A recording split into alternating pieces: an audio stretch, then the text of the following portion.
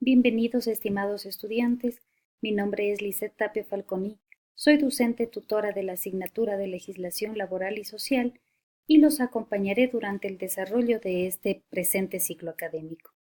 Hoy revisaremos los contenidos de la unidad número 8, que trata sobre los riesgos del trabajo y la obligación de prevenirlos.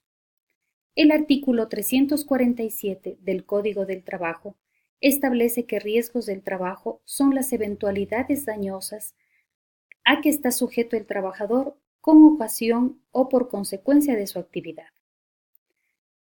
Los requisitos previos para aplicar las disposiciones referentes a los riesgos del trabajo son dos: poseer un contrato de trabajo expreso o tácito y que la eventualidad dañosa sea consecuencia directa de la actividad laboral o que el daño se produzca a causa del cumplimiento de la ejecución de un trabajo. Es por lo mencionado que los empleadores deben poseer todos los instrumentos necesarios para garantizar la seguridad del trabajador. Estos son mascarillas, cascos, mandiles, guantes, etc. Para los efectos de la responsabilidad del empleador, se consideran riesgos del trabajo las enfermedades profesionales y los accidentes de trabajo. Los accidentes de trabajo constituyen todos sucesos imprevistos y repentinos que ocasionan al trabajador una lesión corporal o perturbación funcional a consecuencia del trabajo que ejecuta. Las enfermedades profesionales son aquellas afecciones que producen incapacidad permanente y absoluta. Entre estas tenemos afecciones agudas o crónicas, presentan síntomas a través de un proceso, enfermedades que invaden paulatinamente el organismo, son enfermedades previsibles. Estas enfermedades pueden ser infecciosas o parasitarias, provocadas por agentes físicos, enfermedades de la vista y el oído. Una vez que hemos definido lo que constituyen los accidentes de trabajo y las enfermedades profesionales, es importante establecer la relación que existe entre estos sucesos, que hay que evitarlos, y las consecuencias indemnizatorias que contempla la normativa jurídica. Estas indemnizaciones se las realiza en caso de accidentes y enfermedades profesionales. Cuando hablamos de accidentes, nos referimos a muerte, incapacidad permanente y absoluta para todo trabajo, disminución permanente de la capacidad para el trabajo e incapacidad temporal. En cuanto a las indemnizaciones por enfermedad, estas constituyen y se llevan a cabo si el trabajador ya padecía la enfermedad antes de entrar a su ocupación actual, si la enfermedad se generó en su ocupación actual y si la enfermedad es aquella que se contrae gradualmente.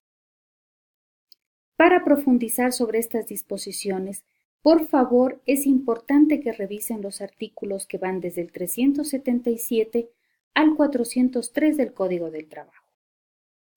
En lo referente a la prevención de los riesgos, medidas de seguridad e higiene y otras obligaciones, el empleador tiene la obligación de asegurar a sus trabajadores en cuanto a las condiciones de trabajo y el trabajador debe acatar todas las medidas de prevención, seguridad e higiene.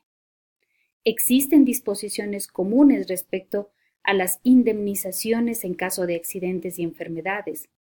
Entre estas mencionamos la posibilidad de otorgar una pensión vitalicia en lugar de la indemnización respectiva, obligación del pago íntegro de la indemnización sin deducir los gastos de curación, posibilidad de que se reduzca el monto de las indemnizaciones sin exceder el 50%, el trámite y contenido de una denuncia o demanda sobre un accidente de trabajo o enfermedad profesional, las deformaciones de carácter estético y en caso de fallecimiento del trabajador a causa de incapacidad absoluta o de disminución de la capacidad.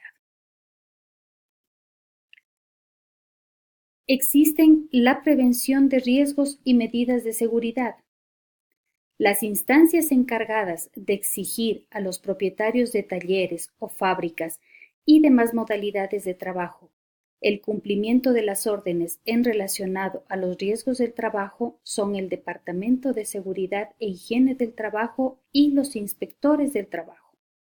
Se deben considerar algunos aspectos en cuanto a la prevención de riesgos de seguridad, como iluminación, ventilación y limpieza suficiente en los lugares de trabajo, control técnico de humedad y atmosférica de los lugares de trabajo, revisión periódica de maquinarias para comprobar su buen funcionamiento, proveer a los trabajadores mascarillas y más implementos defensivos, control de afiliación al Instituto Ecuatoriano de Seguridad Social, instalación de servicios higiénicos de acuerdo con lo que indique la autoridad competente, proveer de fajas abdominales a aquellos trabajadores que presenten servicios o que presten servicios permanentes, conservar en el lugar de trabajo un botiquín, establecer un servicio médico permanente en caso de más de 100 trabajadores. Es fundamental que el empleador tenga presente las obligaciones para la prevención y medidas de seguridad, con la finalidad de evitar los riesgos del trabajo. Además, es un mandato legal la elaboración del reglamento de higiene y seguridad que cuenten con 10 o más trabajadores. Este reglamento debe ser aprobado por el Ministerio del Trabajo a través de la Dirección Regional del Trabajo, el mismo que deberá ser renovado cada 2 años. Es importante, estimados estudiantes, conocer que existen las comisiones calificadoras de riesgo. El artículo 404 del Código del Trabajo establece que éstas están conformadas por el inspector del trabajo, un delegado del director regional del trabajo, un médico del Instituto Ecuatoriano de Seguridad Social y un médico municipal. Las atribuciones específicas de estas comisiones calificadoras de riesgo son informar ante los jueces y autoridades administrativas de todo juicio o reclamación motivados por el riesgo del trabajo, absolver las consultas de las demás comisiones calificadoras y de las autoridades del trabajo cuando exista oscuridad o desacuerdo en las disposiciones establecidas en el Código del Trabajo. Y son las encargadas de determinar otras enfermedades profesionales cuyos informes no serán susceptibles de recurso alguno. De esta manera, hemos concluido una revisión resumida de la unidad 8 de la asignatura de Legislación Laboral y Social, reiterándoles una vez más la importancia de desarrollar el estudio profundo y reflexivo de la guía didáctica como base fundamental para el desarrollo exitoso de este componente. Recuerden que les acompañamos muy de cerca para apoyarlos hacia el éxito. Hasta pronto.